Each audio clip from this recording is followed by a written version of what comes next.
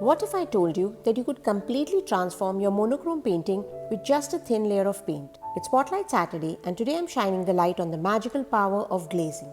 Welcome to Conversations with Canvas, where I review art books, art supplies, and share painting demos, providing you your daily dose of art. Depending on the pigment, the paints are available as opaque, semi-transparent, and transparent. Now, ultramarine blue is a transparent paint, and cadmium yellow dark is a semi-opaque or a semi-transparent paint, and we have titanium white, which is an opaque paint. The square symbol indicates the opacity of the paint. Clear square stands for transparent, a diagonal line across it is semi-transparent, and a black square means that the paint is opaque. For this demo, I'll be using the Liquitech Basics Fluorescent colors as they are transparent. Now, I recently did a review and a demo of how these paints can just amp up the glow in your paintings. Do check that video, I'll share the link in the description.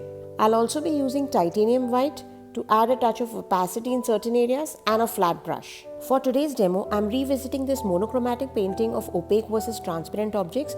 You can check the video where I break down this process of painting both of them, and we will see how a touch of glazing will change the game and add so much vibrancy into this monochromatic painting. So glazing is basically adding layers of thin transparent paint over the dry layers. Now this process enriches colors and adds so much depth to the painting. Now to add a glaze, you need to use transparent paint, but you could also use a medium to thin down a paint into a translucent wash. I'm starting with the opaque sphere. I'm mixing a vibrant transparent orange, and you can see how this orange glaze adds a touch of vibrancy while still keeping the values undisturbed. For the background, I'm using blue, so I'm mixing the orange into the blue to desaturate it a bit. As we know, blue is a complementary color to orange, and this creates a nice sense of color harmony. Also, the desaturated tone of blue ensures that the orange sphere remains in focus. I'm now bringing the reflected light back with a mix of blue, orange and white. Now adding this bounce light will tie this ball to its environment. To make the sphere look more opaque, I'm mixing the opaque white into the orange for the highlights. Now this will not only just make it look more bright, but it will also amp up the opaqueness of the sphere. Now highlights add instant drama to the painting. But the trick is also to make it look subtle without overwhelming the natural warmth. Now that is why I'm adding a thin glaze of orange over the pastel orange that I just added. As you can see, this instantly reduces the chalkiness of the white. I'm finding the blue background quite grey and boring, so I'm adding another layer of blue. As you can see, this is not only just deepening the values, but also it is emphasizing the cool contrast of the background against the warm tones of the sphere.